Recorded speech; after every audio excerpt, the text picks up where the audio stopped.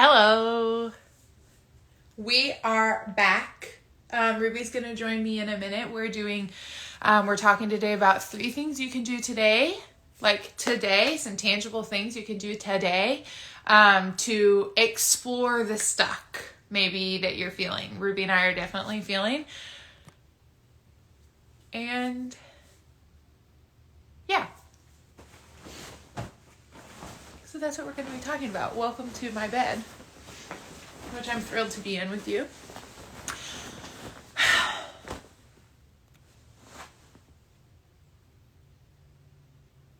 Hi, Ruby. Here she is.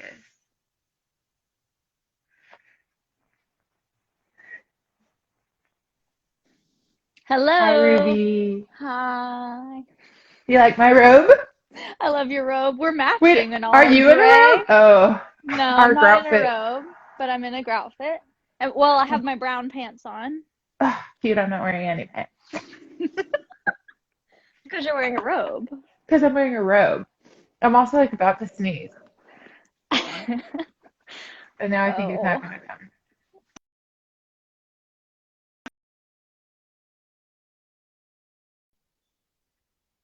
To kind of ground into the space, like that is one way that I am bringing into my day today. And I started my day today with some like journaling, like grounded things. I need to bring that in. So Mm.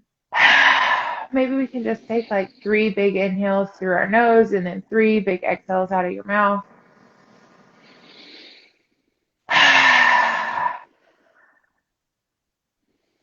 And if you're joining us in this breath, just letting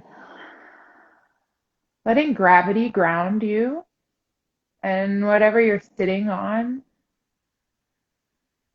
let that support you.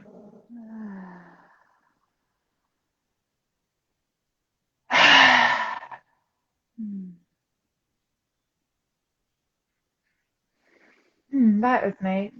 I love a drop in. Me too. I'm glad we did that. Me too. Okay, so yesterday when you were here, we talked all about being stuck and how we are feeling kind of stuck right now. And just like this morning, Ruby said, I was like, how are you? And she said, everything feels like sandpaper. And I was like, wow, that like really resonates. Just like everything kind of like feeling like friction right now. And it maybe is not that way for everybody. I totally get that. And it is the way for me. And most people I know have been here or have felt this at some point in their lives. Yeah, and another way I was thinking about it today too was like it feels like I'm trying to walk forward and someone has a hand on their chest, keeping me from being able to walk forward or like move forward at the pace I would like to. Yeah. Yeah, like a strong arm situation. For sure. Ooh, yeah, and like a lot of reasons for that, but like a lot of ways to like rationalize like why that feels that way, which is fine, but it's not really necessary. It's just the facts are is that this is what it feels like right now. Hmm. Um, and so yeah, so we do a lot of work with this like feeling of stuckness, and sometimes it's like this big, huge like life stuck that you're experiencing or that we experience, which is to- totally like I think that exists for me right now, a big like life stuckness. And a lot of times there are like moving pieces that just aren't just going to happen just because I'm ready for them to happen or because I think I'm ready for them to happen. So like what I have now is like I have some needs that are obviously not being met because there's that like feeling of friction. Like why do I keep feeling this feeling of friction? And so the first thing that we're going to talk about today is a tool that both of us have been using a lot recently. And there's a list of needs on the Nonviolent Communication website. It is incredibly helpful. In fact, shall I pull it up now? Yes, Right you this shall. moment? Yes. Let me do that. While you do that, I want to talk a little bit about my experience with it. So, is that okay? So on the website for the Center for Nonviolent Communication, there's also a list of feelings. And so there's this list of feelings and a list of needs, or maybe you're familiar with and have seen some iteration of like a feelings wheel. And so a practice that's been really helpful for me for like over a year now is that when I'm doing like my morning pages or like my daily journaling, is I ask myself, how do I feel right now? And what do I need? And those kind of go hand in hand. So, like right now, what we're talking about is the feeling of stuck, which Kate already mentioned. I said feels like sandpaper, which is not on the feelings list, but is a clear picture of how I'm feeling to myself. I know what that means. Another like feeling word is like irritable or uh, annoyed or stuck could be a feeling that you're having, or friction, all these things. So, like, identifying what is the feeling and then using Hmm. that as a tool or a resource for being able to be like, okay, so then, like, what do I need? Like, I have this information, I have an awareness that there is a feeling here, or like, this is my state of being in the moment. What what's missing? What do I need? Hmm. And something that I love about using this as a tool is that it's words that I don't use regularly in my vocabulary. And by using, like, for instance, I've just pulled up the list of feelings that you were mentioning, Ruby, and like one of those is, like, one of them is confused. And then underneath that are words like ambivalent, baffled, bewildered, dazed, hesitant, lost, mystified, perplexed, puzzled, torn. And like I wouldn't have had any of those like on my own, but some of those like really land for me, like perplexed.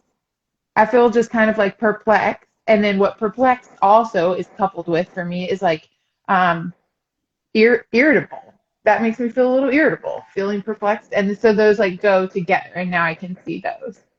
Yeah, and that list is why it's been so helpful for me is because of exactly what you're saying, which is like it's not words that I um would just like usually use in my vocabulary for feelings that I had. And like this became a practice for me um because I realized that I didn't pay a lot of attention to my feelings. And so it would be like, how do you feel? And I had like a list of maybe five things that I felt like I would like cycle through because I didn't know what else to choose from. And I actually didn't know how I felt. Hmm. For sure. And for years, people have been asking me, what do you need? And like, to be honest, what that started as for me was I needed somebody else to do something differently. Well, well, isn't I that need you nice? to change everything about you. Everything about me would be fine. If you would change everything about you, it'd be fine. So, unfortunately, we hate to be the popper of bubbles. Actually, we love to be the popper of bubbles because what being the popper of bubbles does is gives you access to so much more opportunity. And so, what we're going to tell you now is that the other person is not going to change everything about themselves.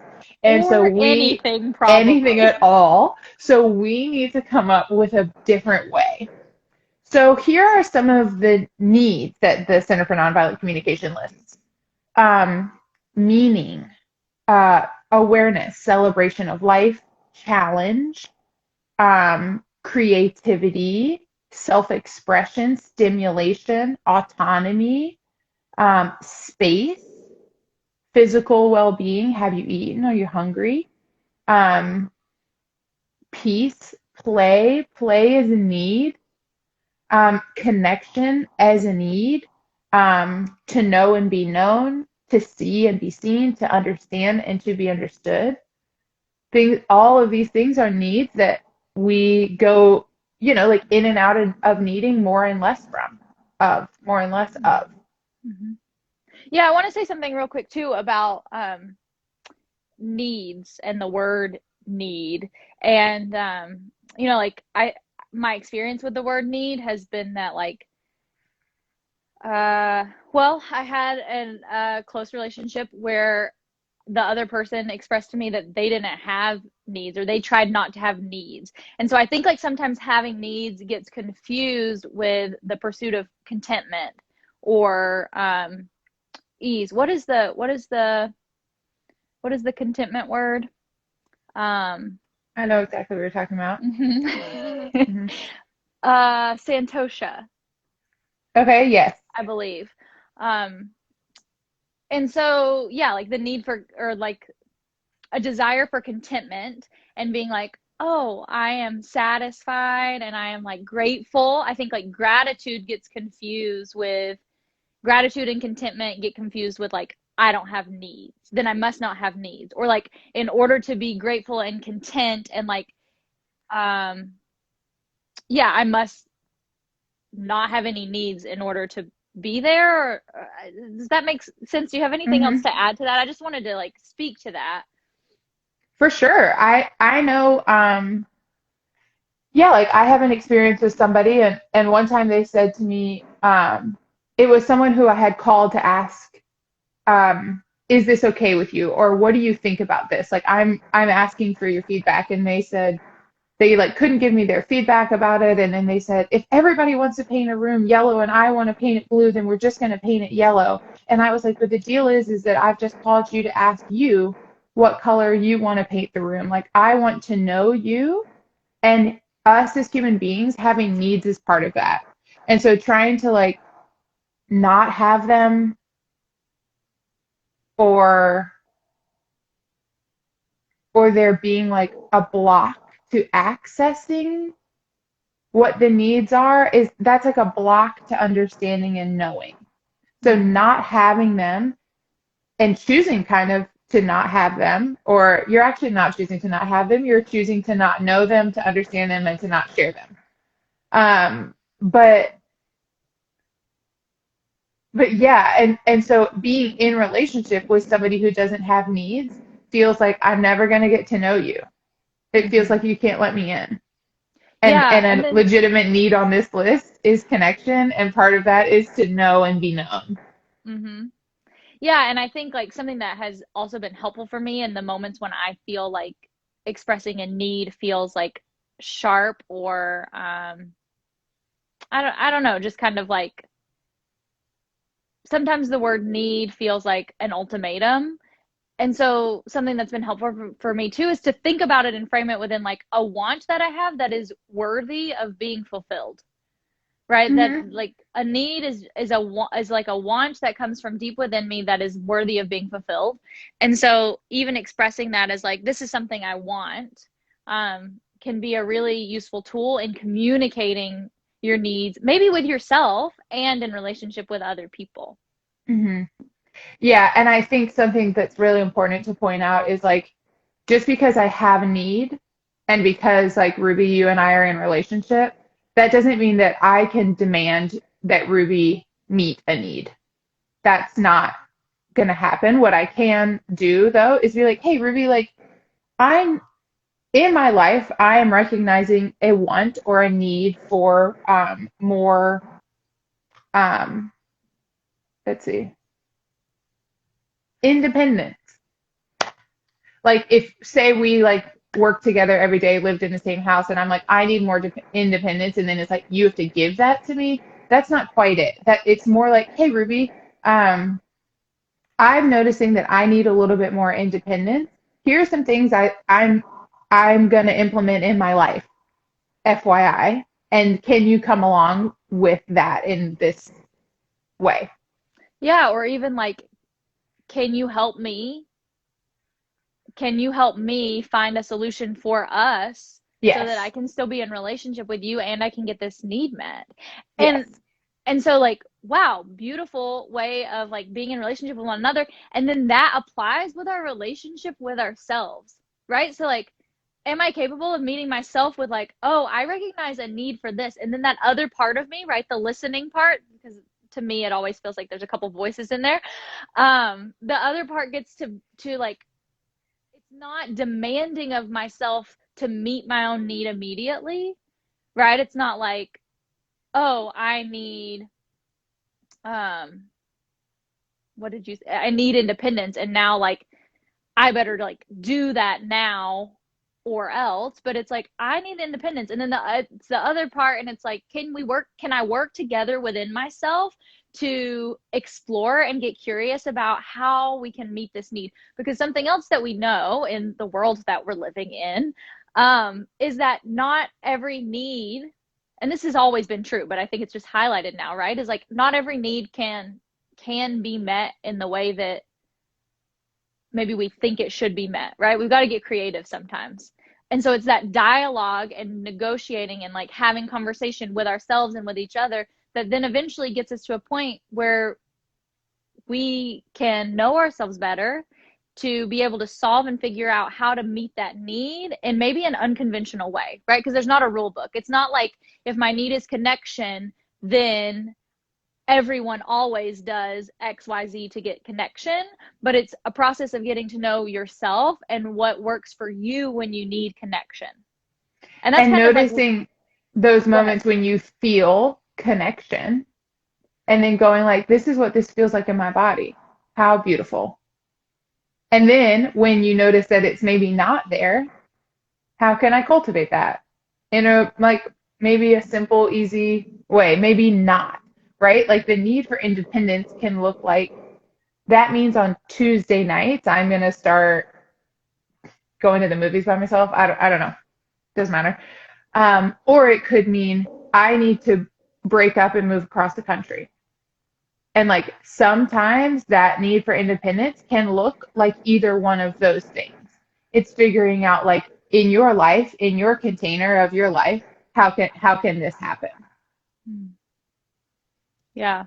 Mhm. Yeah. And so just to kind of like segue that too, and like come back to this feeling of like, if you're feeling stuck or if you've ever felt stuck, and we're both feeling stuck, those moments of noticing when feelings are present and needs are met, and then also cultivating awareness of when a need is missing and like what you do that serves fulfilling that need is this practice of like self resourcing.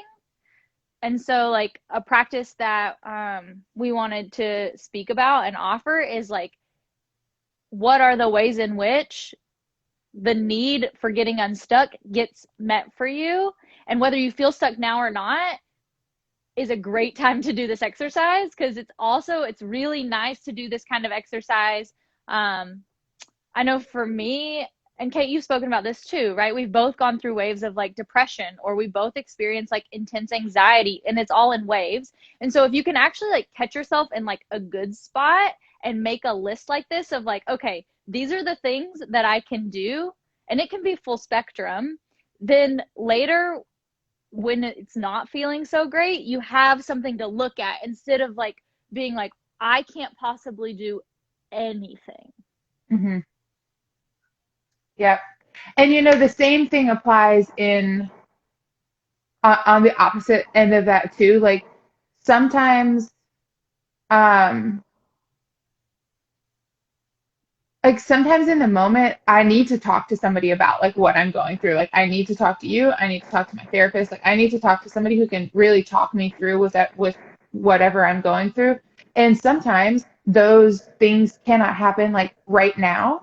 And so when like say in when I am really feeling like when I'm in that like section of depression, that period of that, if I get really honest with myself about how am I feeling, say then in a couple days when I get to connect with you or when I finally get to connect with my therapist or whatever, I can and it's like, hey, I'm feeling better now or fine now. So I don't really know. And it's like, okay, well then let's go back and this is where we go sometimes. So let's talk about this too.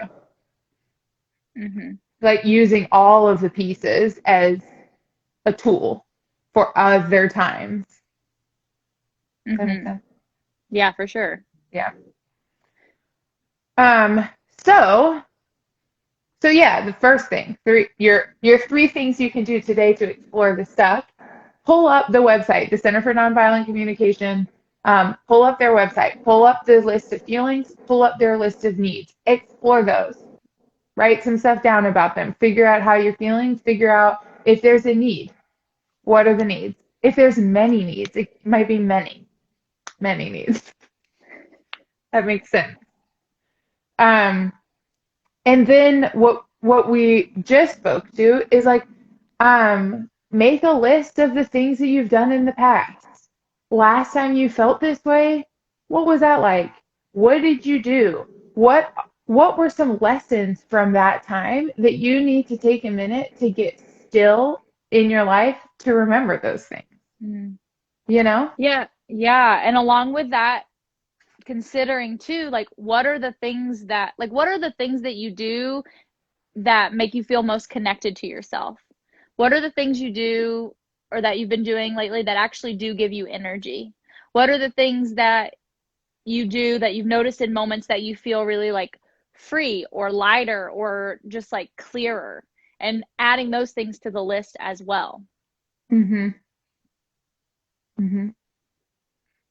Yeah, Mm-hmm. and instead of like I think sometimes, like we're like be really present. Yes, be really present. But sometimes what happens is it's like, oh, the past has happened, so I'm gonna like leave that behind. But it's like actually what you have already experienced and how you have navigated is the best resource you have for navigating the present moment right now. How nice. Knowing yourself is the Yeah. best resource you have. Mm-hmm. Yeah, and like I get in these kind of like whirlwinds, which is why it was so nice for us to sit and ground because I know energetically I've been like up here with all this stuff.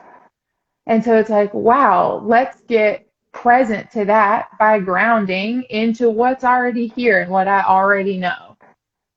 Integrating the pieces. And then the third thing, our third thing is to do a thing. Do something, right? If you've been sitting in your house, like working from home for the past 10 months, make a plan to leave your house. Figure out something to do. Go leave the house. Drink some water. Have you had any food? Have you used the bathroom? Have you showered? One thing. Do one thing. Remind yourself that you can, in fact, do things. And it can be anything, right? It can be a full range of across the spectrum of things. It can be like do 5 squats. It can be drink a glass of water. It can be move across the country. Mm-hmm. Maybe. I don't know if that's accessible right now. It can be break up with your boyfriend, or it could be call a friend, Mm-hmm. send a text, write a Mm-hmm. card, right? Like all of these things. Have a snack. It can be any degree of change. It's just taking an action in order The to, like we next talked right about thing. yesterday, yeah, doing the next right thing for you to shift things around. Mm-hmm. Mm-hmm. Yeah, and that's why we called today three things that you can do to explore the stuck, because we're never going to get unstuck if we don't explore the stuck that we're in. Mm-hmm. Yeah, and what I do promise is that if when we just continue to shift, do even small things that shift things around with consistency, and again, we're going to talk about consistency later this week. I promise it will change. It will always change. The bigger picture will always change. Something will always shift in a bigger way. Just do the next right small thing for you right now. What are you going to go do, Kate? I'm going to have some lunch Mm. and then I'm going to make a list. That's what I'm going to do. I'm going to have a glass of water Mm. and I'm going to make sure that I go for a walk today, even if it's just around my parking lot because the wind is quite biting, but I feel like I need fresh air. Mm-hmm. Mhm. Mm-hmm. That sounds lovely. Thanks So for being good. here, Ruby. Thank you for being here. If y'all didn't know already, I'm not sure how, but we're leading a self-study program that starts March 21st. And maybe the next right small thing for you right now is to go apply for the self-study program. If this kind of conversation interests you, if you have been following Kate and I for a long time or not, and what we say resonates, we would love to have you. Um, we are thrilled Thrilled. Couldn't be thrilleder Could not for be. the self-study program. Okay, that's all. We'll see y'all tomorrow Yay! On Ruby's page. on my page, Life with Ruby. Okay. Thanks for being here. Bye, Kate. Bye, Ruby. Bye, y'all.